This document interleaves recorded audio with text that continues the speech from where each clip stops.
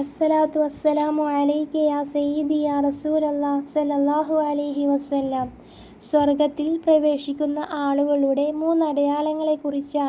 ലക്ഷണങ്ങളെക്കുറിച്ചാണ് ഇൻഷാ അല്ലാഹ് ഇന്ന് ഞാൻ പറയാൻ പോകുന്നത്. മഹാനായ റസൂലുള്ളാഹി സ്വല്ലല്ലാഹു അലൈഹി വസല്ലമ തങ്ങളുടെ തിരുഹദീസിൽ നിന്നും സന്ദേശമാണ്. മഹാനായ അനസ് റളിയല്ലാഹു അൻഹു നിവേദനം ചെയ്യുന്ന ഒരു ഹദീസിൽ കാണാം. അനസ് റളിയല്ലാഹു അൻഹു പറയുകയാണ്, ഒരു ദിവസം ഞങ്ങൾ നബി സല്ലല്ലാഹു അലൈഹി വസല്ലമ തങ്ങളുടെ ചാരത്തിരിക്കുകയാണ്.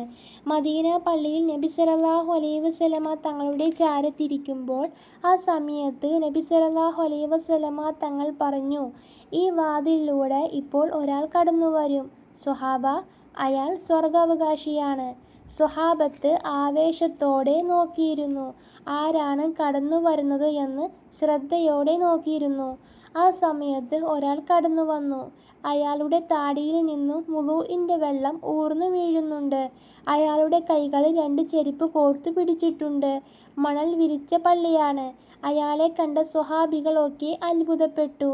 രണ്ടാമത്തെ ദിവസവും ഇതേപോലെ നബി സല്ലല്ലാഹു അലൈഹി വസല്ലമ തങ്ങളെ ചാരത്തിരിക്കുമ്പോൾ നബി സല്ലല്ലാഹു അലൈഹി വസല്ലമ തങ്ങൾ പറഞ്ഞു, സ്വഹാബ, ഈ വാതിലൂടെ സ്വർഗത്തിൽ അവകാശിയായ ഒരാൾ കടന്നുവരും. ഞങ്ങളെല്ലാവരും ആരാണെന്നറിയാൻ കാത്തിരുന്നു. ഇന്നലെ വന്ന അതേ ആളു തന്നെയാണ് ഈ വാതിലൂടെ കടന്നു വന്നു. മൂന്നാമത്തെ ദിവസവും ഇതേപോലെ തന്നെ നബി സല്ലല്ലാഹു അലൈഹി വസല്ലമ തങ്ങൾ പറഞ്ഞു, സ്വഹാബ, ഈ സമയത്ത് ഈ വഴിയിലൂടെ ഒരാൾ അപ്രത്യക്ഷപ്പെടും. സ്വർഗത്തിലെ അവകാശിയായ ഒരാൾ. ഞങ്ങൾ അത്ഭുതപ്പെട്ടു. മഹാനായ ഇബ്നു ഉമർ റളിയല്ലാഹു അൻഹുവിൻ്റെ പ്രത്യേകത എന്ന് ചോദിച്ചാൽ, നബിത്തങ്ങൾ എന്ത് ചെയ്യുന്നുവോ അല്ലെങ്കിൽ നബിത്തങ്ങൾ എന്തു പറയുന്നുവോ അത് ജീവിതത്തിൽ പകർത്തുന്ന ഒരാളായിരുന്നു.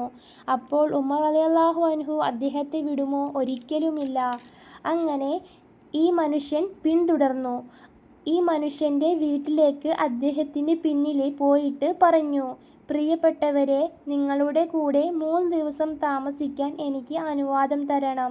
അദ്ദേഹം സമ്മതിച്ചു. അങ്ങനെ അദ്ദേഹത്തിൻ്റെ വീട്ടിൽ 3 ദിവസം ഇബ്നു ഉമർ റളിയല്ലാഹു അൻഹു താമസിച്ചു. ഇബ്നു ഉമർ റളിയല്ലാഹു അൻഹു പറയുകയാണ്, 3 ദിവസം ഞാൻ അദ്ദേഹത്തിൻ്റെ വീട്ടിൽ താമസിച്ചു.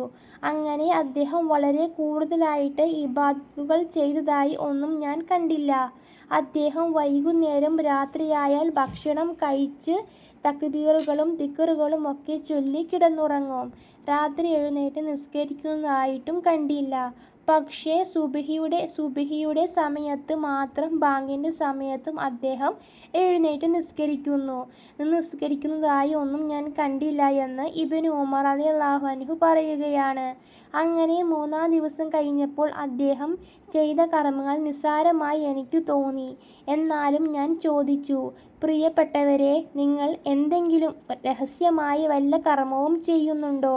ഈ 3 ദിവസം കണ്ടതല്ലാതെ വല്ലതും നിങ്ങൾ ചെയ്യുന്നുണ്ടോ എന്ന് ഉമർ റളിയല്ലാഹു അൻഹു അദ്ദേഹത്തോട് ചോദിച്ചു.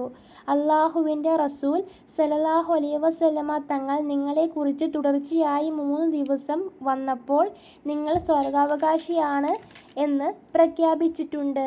അതുകൊണ്ട് ചോദിക്കുകയാണ്, നിങ്ങൾ ഇതല്ലാതെ എന്തെങ്കിലും സൽക്കർമ്മങ്ങൾ ചെയ്യുന്നുണ്ടോ എന്ന് ചോദിച്ചപ്പോൾ അദ്ദേഹം പറഞ്ഞു, ഇതല്ലാതെ ഒന്നും ഞാൻ ചെയ്യാറില്ല.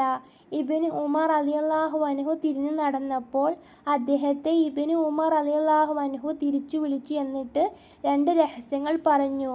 ഒന്ന്, പ്രിയപ്പെട്ടവരെ, ഞാൻ ഈ കാര്യങ്ങൾ മാത്രമേ ജീവിതത്തിൽ ചെയ്യാറുള്ളൂ.